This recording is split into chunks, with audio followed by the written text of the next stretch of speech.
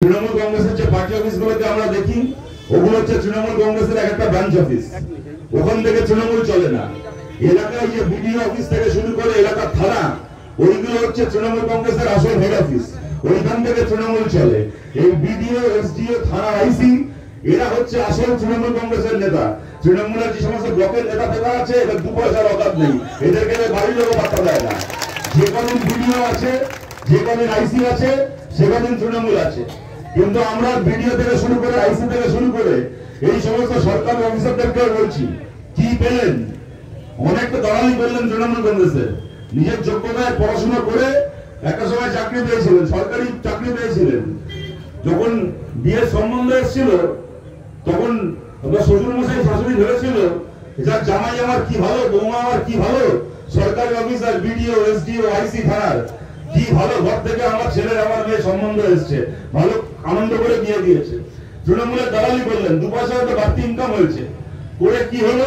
অনুপ্রদের সঙ্গে আইসির ফোনের রেকর্ড শুনলাম। সারাদিন তৃণমূলের জুতো পালিশ করছে, রাত্রিবেলা তৃণমূলের নেতার কাছ থেকে মা বোনের কিস্তি খাচ্ছে।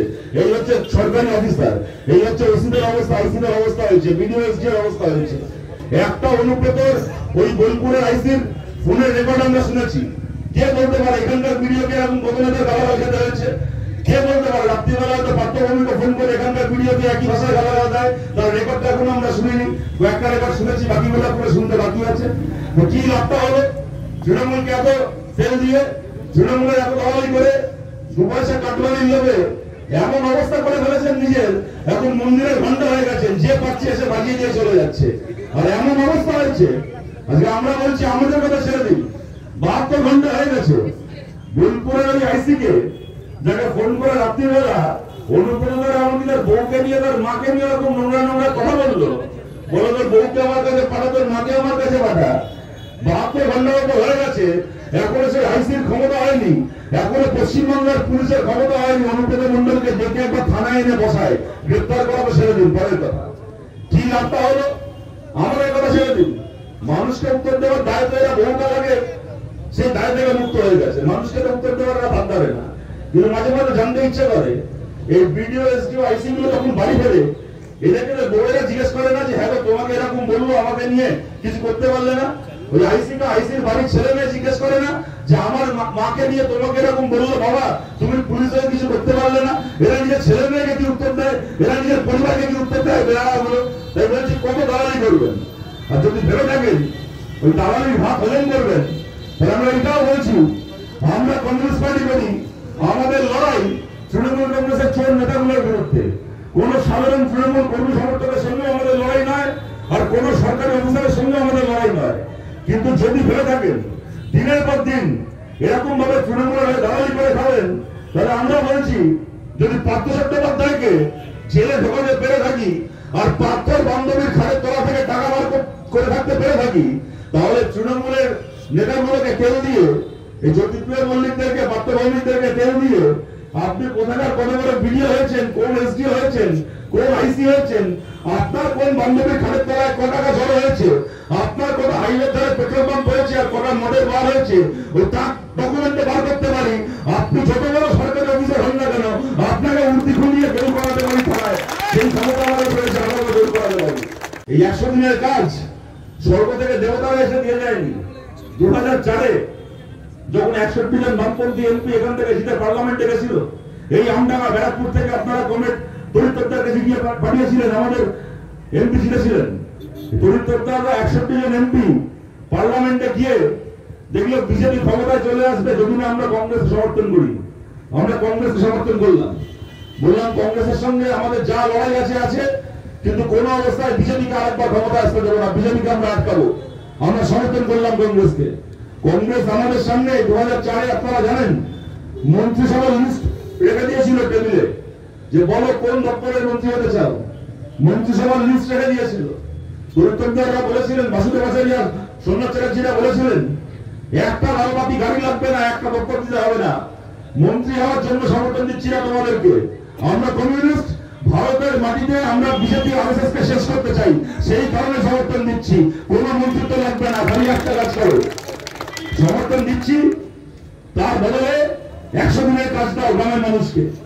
তার বদলে আদিবাসী মানুষের জন্য অরণ্যের অধিকার দাও, তপশিলি সমাজের মানুষের জন্য শিক্ষায় চাকরিতে সংরক্ষণ দাও, তার বিনিময়ে সমর্থন দিচ্ছি।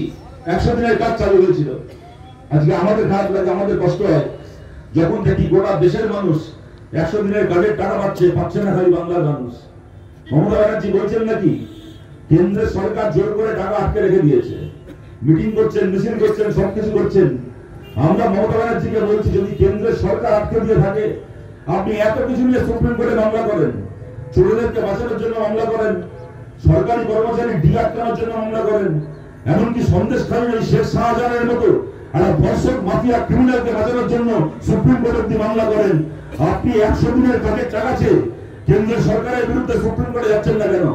আর আমরা বলেছি মমতা ব্যানার্জিকে, যদি আপনি গেছেন সুপ্রিম কোর্টে কেন্দ্রের সরকারের বিরুদ্ধে, তাহলে আপনি জেনে রাখুন মমতা ব্যানার্জি, আপনাকে 1 পয়সা সেই মামলার জন্য খরচা করতে হবে না। আমাদের পার্টির নেতা বিকাশ ভট্টাচার্য বিনা পয়সায় পশ্চিমবঙ্গ সরকার হয়ে মোদীর বিরুদ্ধে, মোদী সরকারের বিরুদ্ধে মামলা করবে, বিনা পয়সায় মামলা করবে। আমরা লড়াই করবো। করুন আপনি মামলা পশ্চিমবঙ্গ সরকারের পক্ষ থেকে। কেন করতে পারছেন না মামলা? মামলা করতে পারছেন না কেননা উনি জানেন মামলা করলে ওনার মুক্তি উঠবে। আমরা বলছি, যদি আমরা সুযোগ পাই, আমরা পারবো ওদের বিরুদ্ধে 100 দিনের কাজের দুর্নীতির বিরুদ্ধে মামলা করে চোরগুলোকে জেলে ঢুকিয়ে সেই অ্যাকশন টেকেন রিপোর্ট জমা দিয়ে কেন্দ্রীয় সরকারের কাছ থেকে টাকা নিয়ে আসতে। যদি তৃণমূল থাকে ক্ষমতায়, ওই টাকা আসবে না, পেটে গামছা বেঁধে বসে থাকা ছাড়া কিচ্ছু করার নেই, ওই 1 পয়সা আসবে না। আমরা চাই 100 দিনের কাজকে 200 দিন করা হোক। 100 দিনের কাজ দেবে রাজ্যের সরকার, 100 দিনের কাজ দেবে কেন্দ্রের সরকার, এবং যা কাজ একজন মানুষ করবেন 30 থেকে 40 দিনের মধ্যে সেই কাজের টাকা তার অ্যাকাউন্টে জমা পড়ে যাবে। 1 পয়সা বকেয়া থাকবে না, 1 পয়সা কাউকে কাটমানি দিতে হবে না, কোন নেতার কাছে ব্যাংকের পাসবই, চেক বই জমা রেখে আসতে হবে না। আপনি কাজ করবেন, আপনার টাকা আপনি 1 মাসের মধ্যে পাবেন, 30 দিনের মধ্যে আপনার অ্যাকাউন্টে সেই টাকা ঢুকবে। আমরা চাই ওই স্বচ্ছ নিয়ম করতে। যদি আপনারা আমাদের পাশে থাকেন, এই কাজ আমরা করতে চাই, এই কাজ আমরা করব। এবং ঘন্টার পর ঘন্টা তৃণমূলকে গালাগাল দিয়ে যাওয়া যেতে পারে, ওদের চুরি নিয়ে, দুর্নীতি নিয়ে।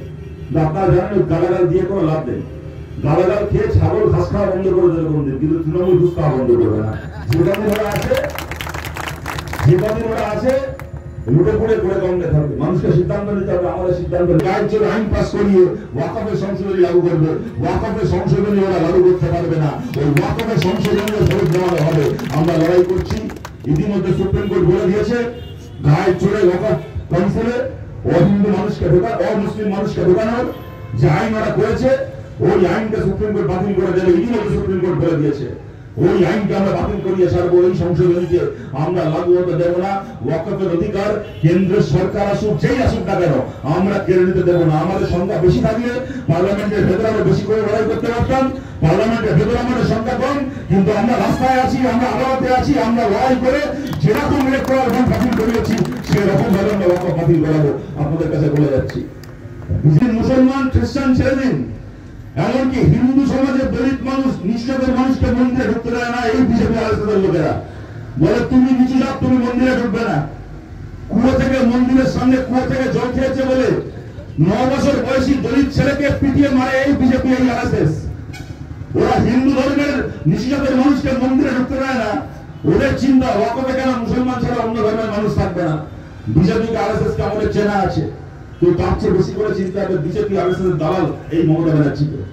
আপনারা জানেন, আমরা বামপন্থীরা চিরকাল লড়াই করে এসেছি। Doctor B.R.. আম্বেদকর চালু করেছিলেন আমাদের দেশে, ডক্টর বি.আর. আম্বেদকর চালু করেছিলেন আমাদের দেশে তপশিলি সমাজের মানুষের জন্য সংরক্ষণ, জাতিভিত্তিক সংরক্ষণ। 70 বছর ধরে বিজেপি চেষ্টা করেছে সেই দলিত সংরক্ষণকে, তপশিলি সংরক্ষণকে বাতিল করা। 70 বছর ধরে চেষ্টা করে পারেনি। এখন মোদী অমিত শাহ কি চেষ্টা করেছিল? বলেছিল এইবার আমরা জাতি গণনার ফল প্রকাশ করবো না। জানে জাতি গণনার ফল যদি প্রকাশ না হয়, ভারতে কতজন তপশিলি সমাজের মানুষ আছেন, তাদের কি অর্থনৈতিক অবস্থা আছে, যদি সেই ফল প্রকাশ না হয়, তাহলে তপশিলি সংরক্ষণ রাখতে হবে না, তপশিলি সংরক্ষণ তুলে দিতে পারবে। আমরা বামপন্থীরা, কংগ্রেস, আরজেডি, ডিএমকে, এরকম বিভিন্ন দল যারা ইন্ডিয়া জোটে রয়েছে, সবাই মিলে বলেছিলাম মোদীকে বাধ্য করবো তপশিলি সংরক্ষণের ফল প্রকাশ করতে। আপনাদের মনে আছে বম্বেতে ইন্ডিয়া জোটের বৈঠক হয়েছিল গত লোকসভার আগে, সেই বৈঠকে রেজলিউশন নেওয়া হয়েছিল যে কেন্দ্র সরকারকে বাধ্য করতে হবে জাতি গণনার ফল প্রকাশ করতে। একটা পার্টি, তখন 15টা দল ছিল এই বৈঠকে। আমাদের পার্টিগুলো ছিল, বামপন্থী পার্টিরা ছিল, কংগ্রেস ছিল, ডিএমকে ছিল, আরজেডি ছিল, আম আদমি পার্টি ছিল, তার সঙ্গে তৃণমূল ছিল, মমতা ব্যানার্জি ছিল। একটা পার্টি 15টা পার্টির মধ্যে একটা পার্টি খালি সেই রেজলিউশনে সই করেনি, সেই ঘোষণাপত্রে সই করেনি। তারা বলেছিল যে না, এই প্রশ্নে আমরা বাকি দলগুলোর সঙ্গে একমত নই। বিজেপি যা বলছে, আরএসএস যা বলছে, আমরা তার সঙ্গে একমত। জাতি গণনার তথ্য আমরা চাই না বলে মাঝপথে বৈঠক ছেড়ে বেরিয়ে চলে গেছিল। কে চলে গেছিল? আরএসএস এর ঘরের মেয়ে এই মমতা ব্যানার্জি। গোটা ইন্ডিয়া জোটের পিঠে ছুরি মেরে জাতি গণনার ফল প্রকাশ করতে হবে না বলে গোটা ভারতের তপশিলি সমাজের পিঠে ছুরি মেরে ইন্ডিয়া জোটের বৈঠক থেকে বেরিয়ে গেছিল এই মমতা ব্যানার্জি, আরএসএস এর দালাল, আরএসএস এর ঘরের মেয়ে মমতা ব্যানার্জি। কিন্তু তারপরে কি হয়েছে? মোদী আর মমতা মিলে পারেনি জাতি গণনাকে গোপন করতে। ফেরা থুতুদেরকে চাটতে হয়েছে। মোদীকে কদিন আগে ঘোষণা করতে হয়েছে। দেশ জোড়া মানুষের বিক্ষোভের সামনে কদিন আগে বিজেপিকে, মোদীকে ঘোষণা করতে হয়েছে যে আমরা হার মেনে নিচ্ছি, আমরা তপশিলি সমাজের জাতি গণনা তার ফল আমরা প্রকাশ করব। কাস্ট সেন্সাসের তথ্য প্রকাশ করার দাবি মোদীকে মানতে হয়েছে। মোদী আর মমতা মিলে যেরকম জাতি গণনার ফেরা থুতু কেটেছে, সেরকম মোদী আর মমতাকে ওয়াকফের ফেরা থুতুও চাটতে হবে। ওরা পারবে না, হাজার দালালি করুক, ওরা পারবে না ওয়াকফের সংশোধনীকে লাগু করতে। এখানে দাঁড়িয়ে বলছেন পশ্চিমবাংলায় কেন ওয়াকফ নিয়ে আন্দোলন হবে? যদি আন্দোলন করার থাকে, আমরা তো এখানে ওয়াকফ পাস করাইনি। ওয়াকফ পাস করেছে দিল্লিতে মোদীর সরকার। তোমরা দিল্লিতে গিয়ে আন্দোলন করো, পশ্চিমবাংলায় আন্দোলন করা যাবে না। কেন? মমতা ব্যানার্জি পশ্চিমবাংলাকে নোট বাতিল করেনি। নোট বাতিল নিয়ে পশ্চিমবাংলায় আন্দোলন হয়নি। পশ্চিমবাংলায় তো এনআরসি সিএ পাস হয়নি বিধানসভায়, তাহলে সিএ এর বিরুদ্ধে, এনআরসির বিরুদ্ধে পশ্চিমবাংলায় আন্দোলন হয়নি। পশ্চিমবাংলায় তো 100 দিনের কাজের টাকাও পশ্চিমবঙ্গ সরকার আটকে রাখেনি, আটকে রাখেনি দিল্লির সরকার। তাহলে তার প্রতিবাদে পশ্চিমবাংলায় আন্দোলন আপনি করেন না? তাহলে ওয়াকফ নিয়ে কেন বাংলার মাটিতে আন্দোলন হবে না? আজকে আমডাঙ্গার, বসিরহাটের, বাদুড়িয়ার, মিনাকার, মুর্শিদাবাদের, মালদার যে ওয়াকফের সম্পত্তি মোদী সরকার মনে করছে আমরা 10 হাত ঘুরিয়ে লুট করে নেব। আজকে একজন বসিরহাটের মানুষকে, যদি বাদুড়িয়ার মানুষকে, যদি আমডাঙ্গার মানুষকে, যদি মালদার মানুষকে তিনি মনে করেন এর বিরুদ্ধে আমি কথা বলবো, তাকে রাজধানী এক্সপ্রেসের টিকিট কেটে দিল্লি যেতে হবে, দিয়ে দুটো কথা বলতে পারবে। তিনি তার বুথে, তিনি তার ব্লকে, তিনি তার পাড়ায় দাঁড়িয়ে তার বিরুদ্ধে দুটো কথা বলতে পারবে না। আপনি এমন রাজ্য বানিয়েছেন মমতা ব্যানার্জি, যে রাজ্যে দাঁড়িয়ে বাংলার একজন মুসলমান মানুষ বিজেপির বিরুদ্ধে মিটিং করতে পারবে না, মিছিল করতে পারবে না। আপনি ফরমাল ঘোষণা করছেন। আপনি রেড রোডে গিয়ে ঈদের মঞ্চে মাথায় কাপড় জড়িয়ে নাটকবাজি করেন ওখানে। সাধারণ ধর্মপ্রাণ মুসলমান মানুষকে দেখিনি একটা সাধারণ বাক্য করতে গিয়ে তার মধ্যে 10 বার ইনশাআল্লাহ বলবেন। আমি কাউকে দেখিনি। আমি মমতা ব্যানার্জিকে দেখবেন রেড রোডে নামাজের মঞ্চে উঠে একটা কথা বলবে, তার মধ্যে 10 বার ইনশাআল্লাহ, 10 বার দিতে হবে। একবার করে ইনশাআল্লাহ বলে আর মনে মনে হিসাব করে, এই যে আমি একবার ইনশাআল্লাহ বললাম, আমার 5টা মুসলিম ভোট বলবে তো। এই হচ্ছে রাজনীতি, এই স্তরে নামিয়ে এনেছে রাজনীতিকে। এই সমস্ত নাটকবাজি করবে। আর সত্যিকারের যখন সংখ্যালঘু মানুষের রিজার্ভেশন, চাকরির সংরক্ষণ করে দিয়ে গেছিল বামফ্রন্ট সরকার, দুর্গত ভট্টাচার্য সরকার, এমন 2 নম্বরই করলো, চাকরির সংরক্ষণ হয়ে গেল সংখ্যালঘু সমাজে, ওবিসি সংরক্ষণ হয়ে গেল। ওয়াকফের বিরুদ্ধে করা দেশ জুড়ে আন্দোলন হচ্ছে। এমনকি যে রাজ্যে বিজেপির সরকার, সেই রাজ্যে পর্যন্ত আন্দোলন হচ্ছে। কোন বিজেপির মুখ্যমন্ত্রী বলার ক্ষমতা হলো না যে আমার রাজ্যে দাঁড়িয়ে ওয়াকফের বিরুদ্ধে আন্দোলন করতে পারবে না। গোটা দেশের একমাত্র রাজ্য পশ্চিমবাংলা, যার মুখ্যমন্ত্রী দাঁড়িয়ে ফরমান দিচ্ছে যে আমার রাজ্যে দাঁড়িয়ে কেউ ওয়াকফের বিরুদ্ধে আন্দোলন করতে পারবে না। মমতা ব্যানার্জি আপনি কেন ফরমান দিচ্ছেন আমরা জানি না। বাংলায় ওয়াকফের সম্পত্তি লুট করার জন্য কোন মোদীকে লাগে না, কোন অমিত শাহকে লাগে না। আপনি মমতা ব্যানার্জি, আপনার দলের ববি হাকিম, সিদ্দিকুল্লাহ থেকে শুরু করে এখানে জ্যোতিপ্রিয় মল্লিক, পাত্র ভৌমিক থেকে শুরু করে একটার পর একটা তৃণমূলের নেতা একরের পর একর কোটি কোটি টাকার ওয়াকফ সম্পত্তি লুট করেছে গত 10 বছর ধরে, 12 বছর ধরে। কবরস্থান দখল করে 10 মহলা বাড়ি বানিয়েছে, একটার পর একটা দেখিয়ে দেবে পশ্চিমবাংলায়। এমনকি কবরস্থানের জমিকে ছাড়েনি। পুরনো ঈদগাহ ভেঙে সেখানে শপিং মল তুলেছে, মসজিদের জমিতে হাই রাইজ তুলেছে, ওয়াকফের একটার পর একটা স্কুল বন্ধ হয়েছে, মাদ্রাসা বন্ধ হয়েছে, সেই মাদ্রাসাকে প্রাইভেট মালিককে বেচেছে, সেখানে এখন প্রাইভেট স্কুল তৈরি হয়ে গেছে, লাখ লাখ টাকা নিয়ে বাচ্চাদেরকে বড়লোক ঘরে বাচ্চাদেরকে ভর্তি দেওয়া হয়। গোটা বাংলায় কোটি কোটি টাকার বাবার সম্পত্তি লুট করেছে মমতা ব্যানার্জি, কোটি কোটি টাকার বাবার সম্পত্তি ভোগ করছে এই তৃণমূলের নেতাগুলো। ওরা জানে যদি বাংলায় দাঁড়িয়ে ওয়াকফ নিয়ে আন্দোলন হয় তাহলে ঝোলা থেকে অনেক বেড়াল বেরিয়ে আসবে। ওরা জানে কান টানলে অনেক মাথা চলে আসবে। মমতা ব্যানার্জির কালীঘাটের বাড়ি থেকে বসে বসে একেবারে জমির ম্যাপ বানিয়ে পশ্চিমবাংলায় কোথায় কোন ওয়াকফের সম্পত্তি লুট করা যাবে তার লিস্ট তৈরি করে ওয়াকফের সম্পত্তি লুট হয় পশ্চিমবাংলায়। তাই মমতা ব্যানার্জি এখানে দাঁড়িয়ে ফরমান দিচ্ছেন বাংলায় ওয়াকফ নিয়ে মিছিল করা যাবে না। এবং আমি বলছি বাংলায় কি নিয়ে মিটিং করব, কি নিয়ে মিছিল করব, তার জন্য কোনোদিন আমরা মমতা ব্যানার্জির অনুমতি ধার ধারিনি, ভবিষ্যতে ধার ধারবো না। এই আমডাঙ্গার মানুষ 2018 সালের পঞ্চায়েতের পরে এই আমডাঙ্গার আমাদের কংগ্রেসরা তৃণমূল কংগ্রেসকে যে দাওয়াই দিয়েছিল, আচ্ছা তৃণমূলের নেতা তারপর 3 মাস শান্তিতে ঘুমাতে পারেনি। আমরা আমডাঙ্গার মানুষকে বলছি যদি দরকার পড়ে তৃণমূলের ওই ডাকাতদের বিরুদ্ধে, তৃণমূলের ওই মস্তানদের বিরুদ্ধে ওই 2018 সালের আমডাঙ্গার দাওয়াই এলাকার দিতে হবে। ওই যে